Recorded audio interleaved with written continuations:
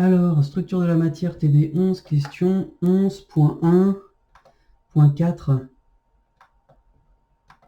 Je crois. C'est point 4 ou point 3?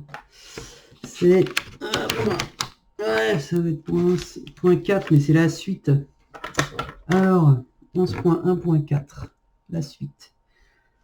11.1.4. Donc, on avait trouvé que qui aime la susceptibilité diamagnétique, c'était moins mu0 NV ZE carré sur 6ME fois R carré. Et on vous demandait de donner des ordres de grandeur pour les gaz et pour les solides et pour les liquides.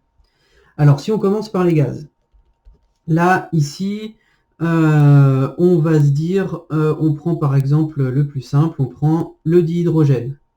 Pour le dihydrogène, on sait que R, bon, c'est environ 0,5 angstrom, 10-10 mètres, ce qui veut dire que R carré, bon, ça va être à peu près le carré de ça, hein.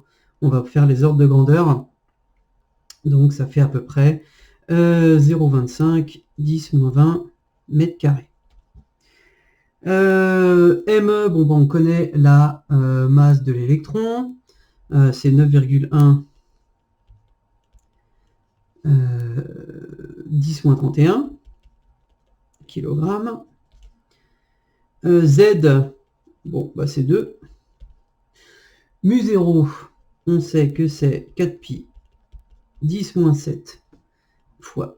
Donc c'est du système international. Donc ce qui nous manque, c'est déterminer la densité volumique. C'était bien entendu le but de la question avec la différenciation entre les gaz, les liquides et les solides. Donc pour un gaz, on peut se servir pour, par exemple, H2 ou pour l'hélium, on peut se servir pour un ordre de grandeur de l'équation des gaz parfaits. Donc PV est égal à NKBT.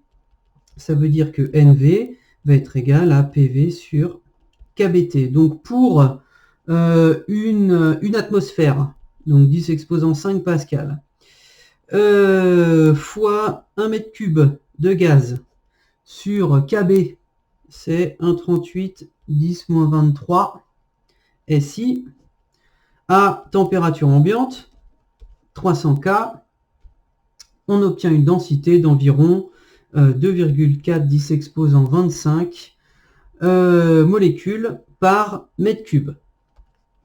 Ok, donc si on met ça à l'intérieur de notre qui m, on trouve que qui m, c'est à peu près égal à 10 moins 9.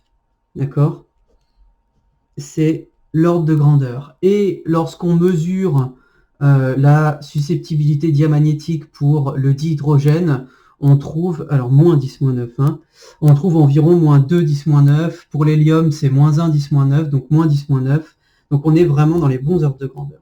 Ensuite, pour passer du gaz au solide puis au liquide, on va faire une approximation qui dit qu'en gros, la densité dans un matériau solide ou liquide, quel qu'il soit, c'est environ 1000 fois la densité dans un gaz. Alors, la densité, la différence de densité entre un liquide et un solide, c'est pas un ordre de grandeur en général, c'est un facteur 2, un facteur 3, un facteur 4, d'accord?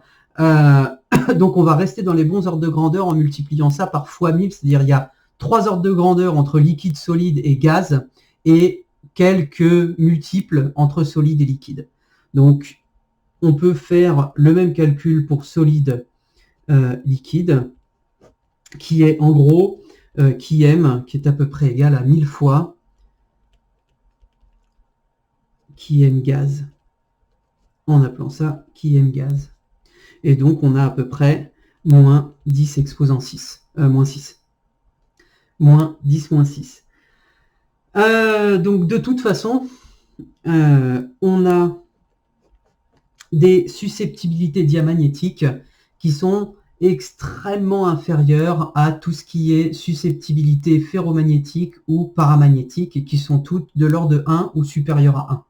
Donc lorsque on a le diamagnétisme dans un matériau qui cohabite avec ferromagnétisme et ou paramagnétisme, en gros, on ne voit pas macroscopiquement les effets diamagnétique, c'est toujours le paramagnétisme et ou le ferromagnétisme qui gère la physique au niveau macroscopique.